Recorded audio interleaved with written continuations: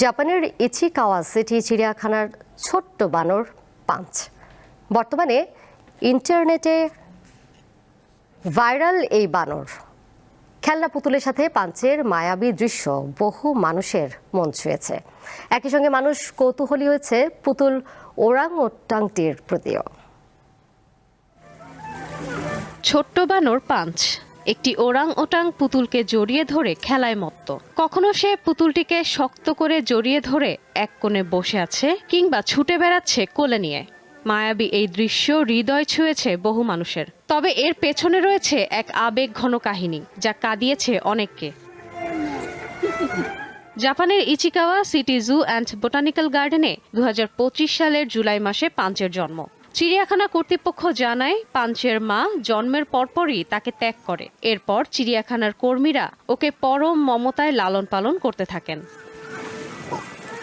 তবে মানসিক নিরাপত্তা কিংবা শারীরিক উষ্ণতার জন্যই মাকেই খোঁজে যে কোনো প্রাণীর সন্তান। মা বিহীন এ ধরনের শাবকের প্রকৃতিতে বেঁচে থাকা বেশ কঠিন। কিন্তু মায়ের সঙ্গ না থাকায় বানরদের দলে মিশতে বেশ কষ্ট হচ্ছিল পাঞ্চের।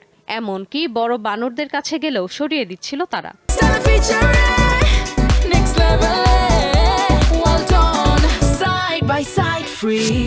পাঞ্চের একাকিত্ব কাটাতে চিড়িয়াখানার কর্মীরা ওকে একটি খেলনা ওরাং ওটাং উপহার দেন, যেটাকে মায়ের মতো মনে করতে থাকে ছোট্ট পাঞ্চ। এই পুতুলই পাঞ্চের দৈনন্দিন জীবনের অংশ হয়ে ওঠে।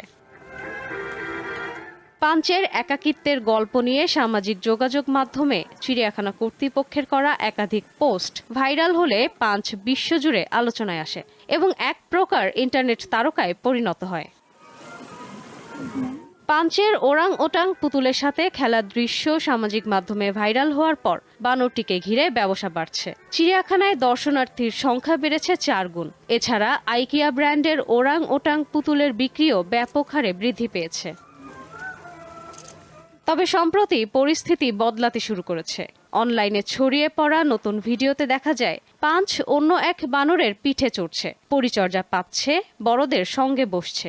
এমনকি কিছু কিছু বানরের আলিঙ্গনও পাচ্ছে, যা ইঙ্গিত দেয় যে সে ধীরে ধীরে বন্ধুত্ব করতে শিখছে।